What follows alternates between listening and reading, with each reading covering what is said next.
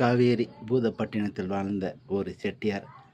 அவர் ஒரு ராஜாவிடம் வேலை செய்து வந்தார். அந்த ராஜாவுக்கு ஒரு ராஜா பவள கல்லுகளை பரிசாக கொடுத்தார். அதை எப்படியாவது மாலையாக தன் கழுத்தில் மாட்டிக்கொள்ள வேண்டும் என்று அவருக்கு ஒரு ஆசை. அதை துளை போட்டு பார்த்தார், முடியவில்லை. வேறு ஒருவர் வந்து அதை துளை போட்டு பார்த்தார், முடியவில்லை. கடைசியாக இந்த செட்டியாரை அழைத்தார். அவர் நகை செய்யும் தொழிலாளி, அவருக்கு தெரியும் என்று அவரிடம் கொடுத்தார்.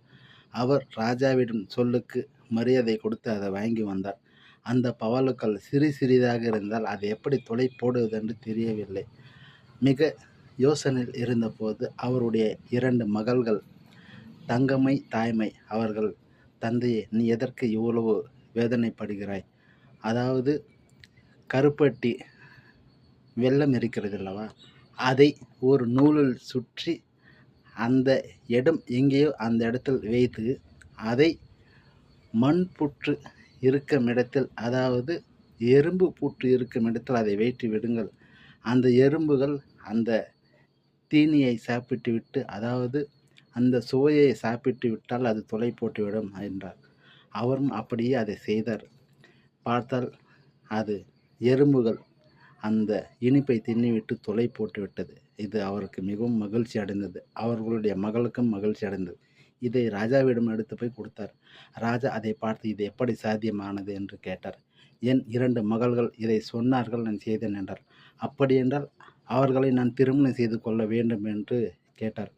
எங்கள் இனத்தில் உள்ளவர்கள் மட்டும்தான் நான் பெண்களை கொடுப்போம், வேறு இனத்தில் உள்ளவர்களுக்கு நாங்கள் கொடுக்க மாட்டோம் என்று அவர் சொன்னார். ராஜா வற்புறுத்தினார்.